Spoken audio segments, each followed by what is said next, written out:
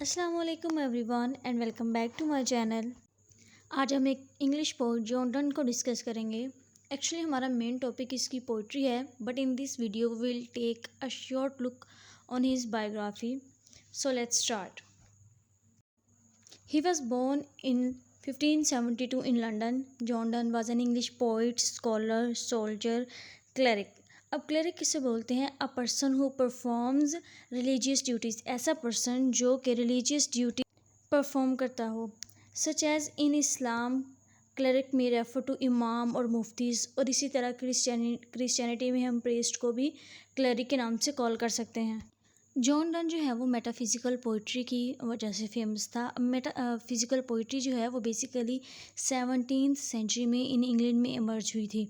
और metaphysical poetry के जो मेन स्टाइल क्या था कि फ़िलोसफिकल थीम्स यूज़ किए जाते थे, एक बड़ी इंटेलेक्चुअल टोन थी और अनयूजुअल कंपैरिजन्स थे। अनयूजुअल कंपैरिजन मतलब कि दो डिफरेंट चीज़ों का आपस में कंपैरिजन कर दिया जाए।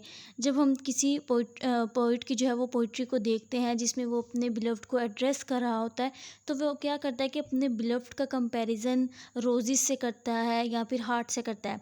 लेकिन मेटाफिज़िकल पोइट्री में जॉन डन ने जो है अपने बिलव्ड को एड्रेस करते हुए बोला है कि we are like mathematical compass, कि हम मैथमेटिकल कंपास की तरह हैं, प्रकार की तरह हैं जिसकी दो लेग्स हैं, एक उनमें से मूव करती है और जो दूसरी है वो अपनी जगह पे खड़ी रहती है, लेकिन फिर भी दोनों का आपस में कनेक्शन है। वो इसी तरह कहता है कि हम दो लोग हैं, हम दो अलग अलग बॉडीज़ हैं, लेकिन फिर भी हमारा आपस में बहुत ही स्ट्रॉन्ग कनेक्शन है। तो इस तरह से उसने दो डिफरेंट चीज़ों को कनेक्ट करके एक बड़ा ही सरप्राइजिंग वे क्रिएट कर दिया है।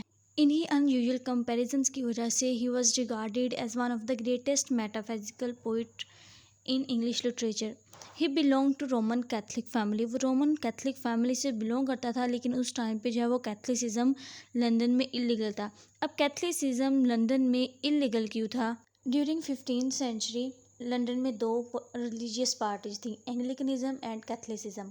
अब जो एंग्लिकनिज्म थे उनका मानना था कि चर्च में किसी भी पोप की ज़रूरत नहीं है, कोई मतलब कि रिलीजियस लीडर की ज़रूरत नहीं है, जबकि जो कैथलिक्स थे उन्होंने पोप को जो है वो सुप्रीम अथॉरिटीज़ दे रखी थी। एंग्लिकन का मानना था कि जो प्राइस्ट है वो अलो है कि वो मैरी कर सकता है, जबकि कैथलिक्स में the priest was not allowed to marry. जो एंग्लिकन है वो अपने किंग और क्वीन से बड़े लॉयल थे, जबकि जो कैथलिक्स हैं वो अपने पॉप से लॉयल थे। अब इन सब वजूहत के बिना पर जो एंग्लिकन है उन्हें लगता था कि जो कैथलिक्स हैं वो रेबेलियस एक्ट प्ले कर सकते हैं, क्योंकि उस टाइम पे स्पेन और फ्रांस में कैथलिक्स भी जो है वो पीक पे था, और उन्होंने तो कैथलिक्स को ही सपोर्ट करना था ना, और वो सुपर पावर्स थे। और ऐसा ही हुआ। कैथलिक्स ने स्पेन और फ्रांस की हेल्प से जो है वो एंग्लिकन के पार्लियामेंट पे अटैक किया, जिसकी वजह से कैथलिक्स को लंदन में बैन कर दिया गया। अब वो वहाँ टोटली बैन हो चुके थे, ना तो वो उनके पास कोई राइट्स थे कि वो अपनी जो है वो टीचिंग्स पूरी कर सकते, ना वो कोई अपनी सर्टेन प्रॉपर्टीज़ बाय कर सकते थे, और ना ही पब्लिक प्लेस पे जो है वो कोई ऑफिस स्टार्ट कर सकते थे। तो इस तरह से जो है कैथलिसिज्म लंदन में इलीगल था। उसने ऑक्सफोर्ड और कैम्ब्रिज से अपनी स्टडीज़ कंप्लीट की, लेकिन as a Catholic he couldn't take his degree. Later he studied law at Lincoln's इन।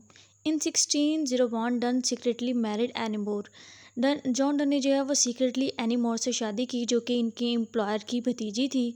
ये शादी उनके लिए लव एंड ट्रेजिक दोनों साबित हुई, क्योंकि एनी मोर के फादर सर जॉर्ज मोर को जब इनकी शादी के बारे में पता चला तो उन्होंने जॉन डन को अरेस्ट करवा दिया, और वो काफ़ी टाइम तक जो है वो कैद रहे, और इसकी वजह से उन्हें फाइनेंशियली भी बहुत ज़्यादा स्ट्रगल करना पड़ा। उसके बाद जो एनी मोर है 1617 में उनकी डेथ हो गई, और उनकी डेथ ने जो है वो जॉन डन को काफ़ी ज़्यादा इफ़ेक्ट किया। ओरिजिनली तो हमने देखा कि जो जॉन डन है वो कैथलिक थे, लेकिन बाद में वो एंग्लिकनिज्म की तरफ कन्वर्ट हो गए थे। 1615 में उन्होंने एज अ प्रेस्ट अपनी ड्यूटीज़ परफॉर्म करना स्टार्ट की, और 1621 में उन्हें dean of S T Paul भी मुकर्रर कर दिया गया, जो कि इंग्लैंड में बहुत ही इम्पोर्टेंट रिलीजियस चर्च था। जैसा कि हमने स्टार्ट में भी बात की थी कि जो डन की पोइट्री है वो ज़्यादातर मेटाफिज़िकल कंसीट्स की वजह से जानी जाती है। इसने विट और पैराडॉक्स का भी यूज़ किया है। विट मतलब कि जब हमें किसी ऑथर के वर्क में जो है उसका बड़ा इंटेलिजेंट ह्यूमर नज़र आ रहा हो, उसने क्लेवर लैंग्वेज यूज़ की हो और उसने मेटाफर्स का यूज़ किया हो। और दूसरी तरफ पैराडॉक्स मतलब कि जब जो राइटर है वो अपने रीडर को चैलेंज करे to think beyond the surface meaning, कि जो रीडर है वो राइटर के दिए गए मीनिंग्स के अलावा भी कुछ सोचने की कोशिश करे। जॉन के लव और डिवाइन पोएम्स के बारे में ज़्यादा बात की जाती है, तो जो इसकी रिलीजियस राइटिंग्स हैं उनमें हॉली सोनेट्स हैं and devotions upon emergent occasions, जिसमें इसने mortality, divine love and redemption के थीम्स को डिस्कस किया। रिडेम्पशन मतलब कि salvation, to save someone from sin और evil. He was died in 1631 at the age of 59। इसकी जो फेमस लव पोइम्स हैं उसमें हमारे पास आते हैं the good morrow, the sun rising, the ecstasy, death be not proud, the flea, a valediction, forbidding mourning, the canonization. इन poems को जो है वो एक एक करके मैं लाइन बाय लाइन एक्सप्लेन भी करूँगी इंशाल्लाह नेक्स्ट वीडियोज़ में। तो जॉन डन ने जो है वो बड़ा ही बोल्ड और इंटेलेक्चुअल जो है वो स्टाइल यूज़ किया है, पैराडॉक्स यूज़ किए हैं उसने। उसकी पोइम्स में कोई स्ट्रिक्ट पोएटिक मीटर नहीं है, बड़ा ही एक नेचुरल स्पीच उसने यूज़ की है। फिलोसफिकल और पैशनेट पोइट्री है उसकी, जो कि पढ़ने वाले को लगता है कि हमारे साथ जो है वो राइटर ने बड़ी एक गहरी कन्वर्सेशन करने की कोशिश की है। जिन थीम्स को इसने अपनी पोइट्री में डिस्कस किया है उसमें unity of body and soul, romantic, spiritual, erotic, love and divine, search for true religion and spiritual conflict. तो ये थी जी हमारी आज की video. Thank you so much for watching and don't forget to like, subscribe, share and comment.